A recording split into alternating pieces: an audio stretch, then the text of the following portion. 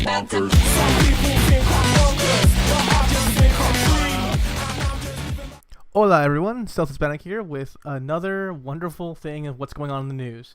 So I figured I'd start January with something simple with news like. So I decided to go on Polygon and put down Trump, and it never, ever, ever lets me down. I found a lovely article entitled, one second.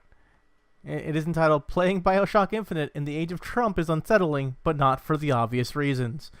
First of all, that title alone is just word garbage. I mean, honestly, what is that? Also, what Bioshock was made well before Trump was ever in office. Why do people keep finding some way to bring Trump into everything? Okay, he is not in everything. He is not everything. You guys have a serious case of what I like to call Trump madness.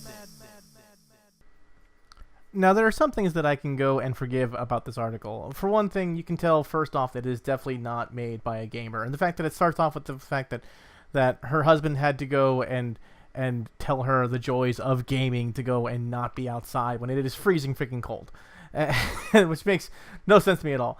But this article brings up some very strange things, all right? Like right, because he outright says, hey, you know, it's better than watching CNN all day, but she still manages to go and connect Trump to this. She says, and I quote, "But the game I chose to play was Bioshock Infinite. In the first year of Donald Trump's America, there's no escape at all." What is that? Oh my goodness. All right, this article is really, really strange in the fact that she sits there and talks about the aesthetic of the game while also downplaying and just making fun of it the entire time. She hates the game itself. She hates everything about the game. It's just this ongoing process. And she said something and really, really quick, and I quote, "I learned two things very quickly that made it hard to forget the real world. One, white nationalists are the bad guy. Two, I am really bad at playing video games." First of all, we did not play the same game. I mean, yes, the guards and the basic enemies are all white guys. And I understand that, but the crow is not white.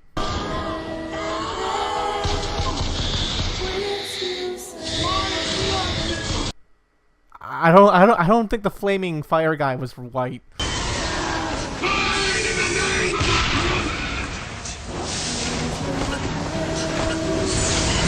The songbird's definitely not white. I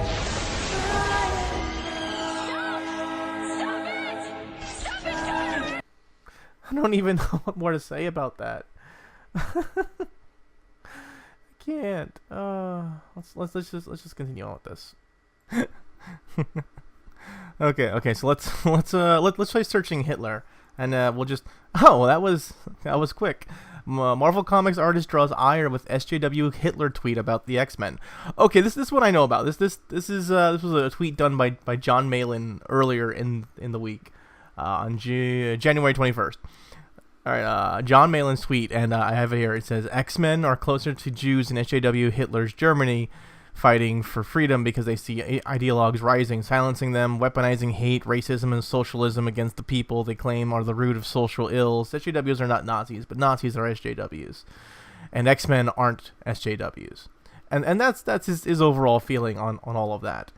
They at least bother actually quoting him in this thing, where John says, and here's the quote here. "The intent is to point out a largely loud and growing group on the far left who are commonly referred to as social justice warriors, or SJWs. The most extreme commonly support / use or are a part of fascist, socialist, communist, anarchist groups like Antifa," yes, the anti-fascists, "and BAM, by any means necessary, that have been attacking moderates and conservatives. Nazis and SJWs are both ideologically driven, intent on silencing speech. SJWs continually call anyone that disagrees with them Nazis, racists, sexists, homophobes, and advocate punching anyone they deem a Nazi. Even the most rational of people, like Ben Shapiro, Jewish, by the way, who is no threat but offers his opposing views freely, SJWs have been and continue to single out a group in the population by race, gender, and sexual preference, despite this going against the very things they claim to stand for.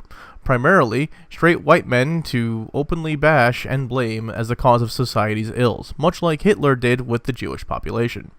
I made this comparison the best I could in 240 characters on Twitter, which is the best way to go and put out your political beliefs.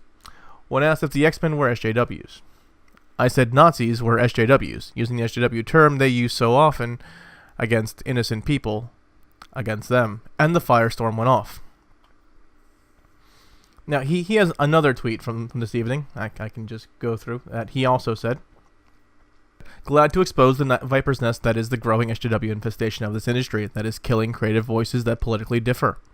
Afraid to take creative chances for fear of the slightest offense, including attacking a 95-year-old Stan Lee, and closing comic shops everywhere. For those of you who do not know, Stan Lee is currently facing sexual assault accusations, which is incredibly strange to hear from his nurse in any way, shape, or form. The man is 95 years old. He can barely control his own body.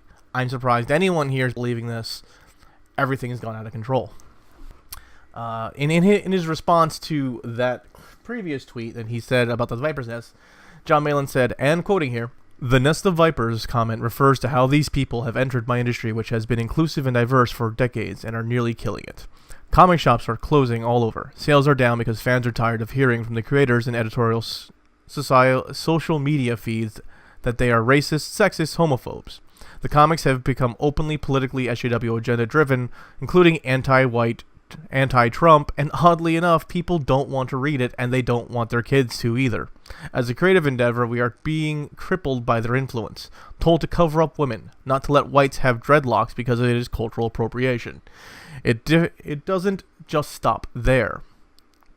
The SJWs in the industry have openly said that, make no mistake, even if Trump loses, we will remember who supported him, name withheld." This is from an editor at the Big Two. Stop. I'm going to say this right now. I'm openly saying he probably stated exactly who said this, and Polygon is actively refusing to go and put the name down in hopes that it will not cause a liable suit. I'm more than certain these people have actively said this. If you haven't even bothered looking at the James Damore Google lawsuit, there's a lot of the same stuff going on. So let's get back to that, shall we?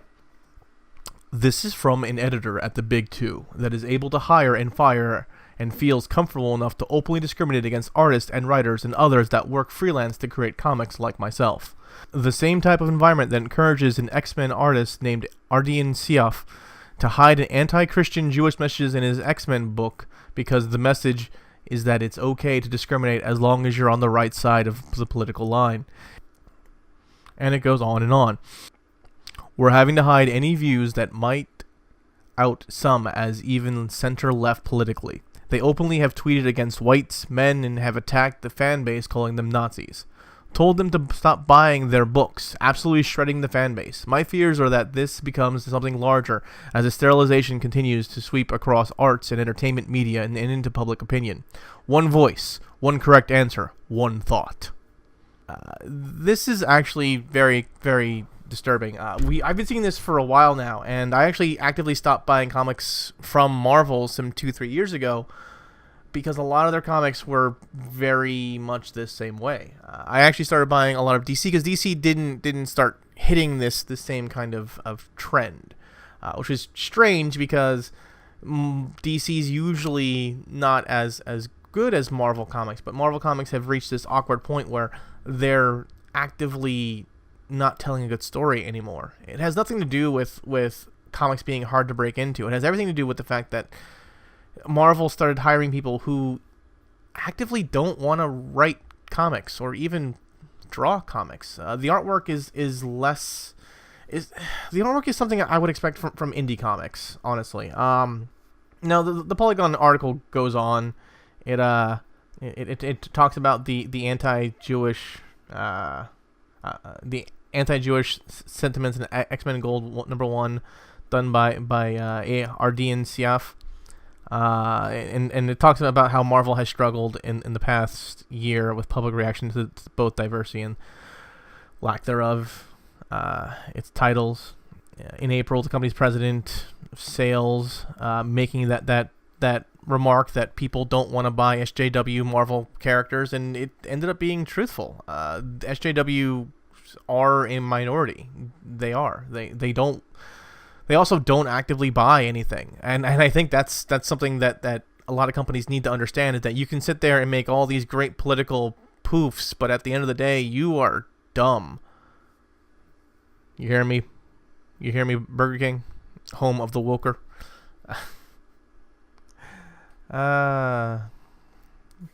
Let's see here. It also states that at a New York Comic Con panel limited to retailers, a Q&A session erupted into a heated argument in which some retailers accused Marvel of tanking sales by making changes to classic characters, including the XMen. Iceman coming out as gay. Okay, stop. Iceman coming out as gay. Why Iceman? We already had a gay X-Man. We already had a character who was gay. Why would you take a familiar, established character who had all of his life there? We knew everything about him. He was constantly growing, and we knew his personality type and who he was. And they made him into a sassy, disrespectful gay man who didn't care, who actively yelled at his parents and didn't act like a normal human being. As a gay man, let me tell you right now, your Iceman gay character was fucking homophobic as hell. Let me tell you that right now, alright? I don't know what you think gay people are supposed to be like, or how you think gay culture is, but gay culture is essentially just sucking dick.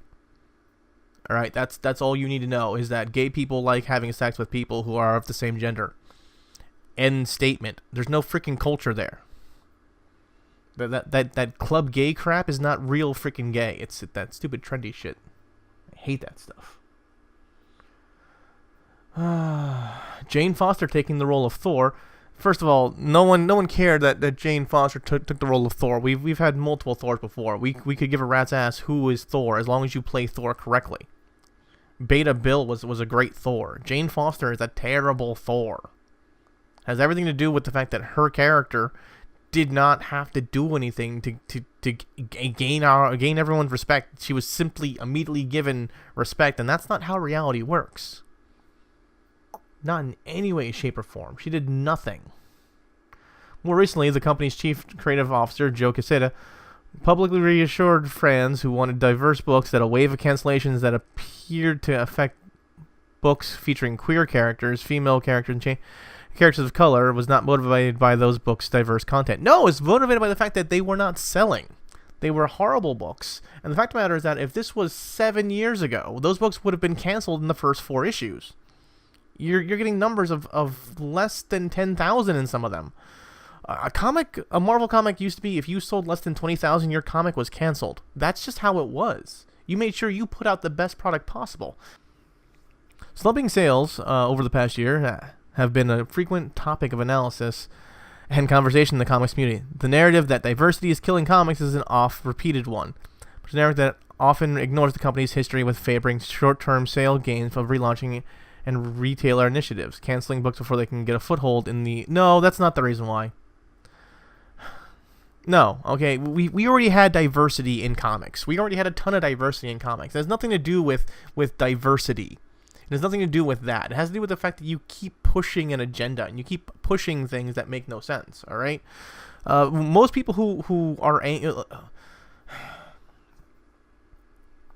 years ago, the Avengers movie became one of the most popular movies possible. At that same time, Marvel had changed every single character in the Avengers lineup, and I don't mean the actual Avengers. I mean, Tony Stark was no longer was there. You had Riri Williams instead. You no longer had Bruce Banner as the Hulk. You had some Asian guy who was better when he wasn't the Hulk. But by the way, I don't like him as the Hulk. He isn't very hulky to me. He doesn't it doesn't work for me. It's poor writing. It's just poor writing. Thor was now a woman, and so a lot of the guys who were like, yeah, Thor, like, oh, it's a girl. Well, let me read it, and this is badly done. The Falcon was already a good character. I don't know why they changed the Falcon into Captain America. In fact, it didn't make any sense to me because they still had Captain America in that same universe. It would make sense if Captain America had died, if something had happened to him, anything along those lines. It was like, okay, this seems cool. This might be cool. I wonder what's going to happen to Captain America. Instead, Captain America just kind of, stepped to the right and let let the Falcon go up front, and that made no sense to me at all. At all, in any way, shape, or form. Hawkeye is now a girl, and that didn't last too long.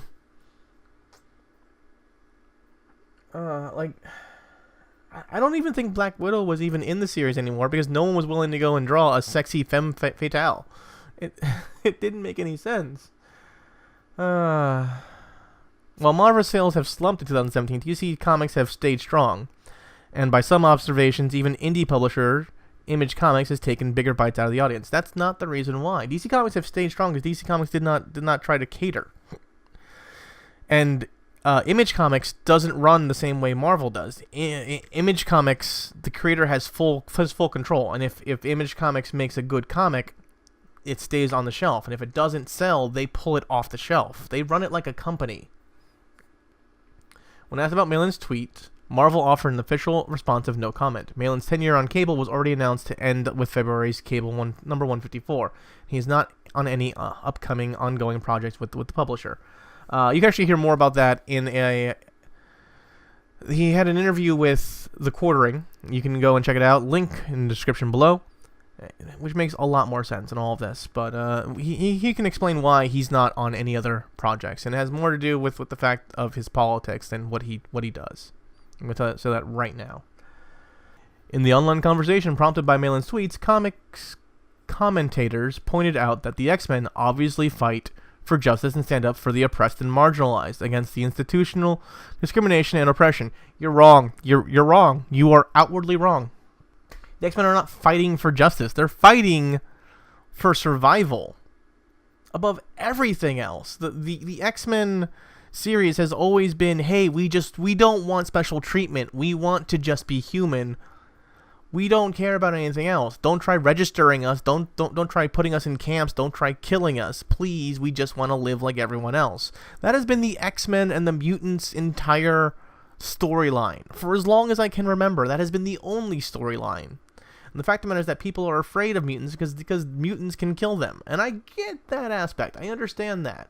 And they don't really fight for justice. When the Marvel Civil War happened, the X-Men were not a part of it. And the reason for that was, if I remember correctly, Captain America actually went over to the X-Men, and I think it was Wolverine in charge at the time. I could be wrong. It might have been Cyclops, but I know he went to the X-Men main institution.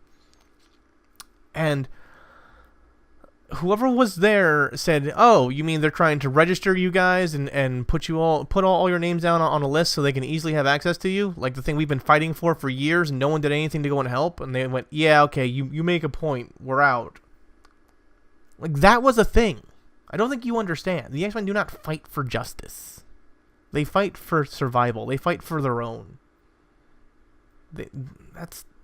They don't standing up for the oppressed and marginalized. They are the oppressed and marginalized. No one helps them. They fight hard for their rights. For their rights. Some expressed outrage at Malin's use of Jewish resistance in Nazi-occupied Europe as a prop in his argument. You mean you're angry that Malin's usage of Jewish resistance in Nazi-occupied Europe is way too close to home field? Let's be honest about that. In any event, a reader should be reminded that the X-Men were created by Stan Lee and Jack Kirby, both Jewish-American men who served in World War II. Kirby, in particular, has Austrian roots and served on the European front against actual Nazis. Yes. I'm not seeing what your point is here. Is your point that you shouldn't be angry at Stan Lee either because of the sexual assault thing? Are you trying to make the point that the X-Men, the way that Malin describes them, are really, really close to the way things are right now? Whatever. Let's do one more search. Let's try something simple. Let's go with I don't know. Let's I know. We'll write down who aren't terrible. There's no way that there can't be an article with the words "who aren't terrible" in them. There's no way that they could be that. Oh my God! There's an article that YouTube investing $5 million to creators who aren't terrible. If you like what I do here, please remember to hit that like button, hit that little bell for notifications, and of course, subscribe. Share it around and let me know what you like and didn't like. This has been the Stealth Hispanic. Well, just saying thanks, guys, for watching. I talk about video games, comics, and, of course, cartoons. If you think that anything I have to say is in any way, shape, or form political, I didn't make it political. Other people did. All I do is talk about cartoons. And so, with that being said, in the Stealth Hispanic, saying adios.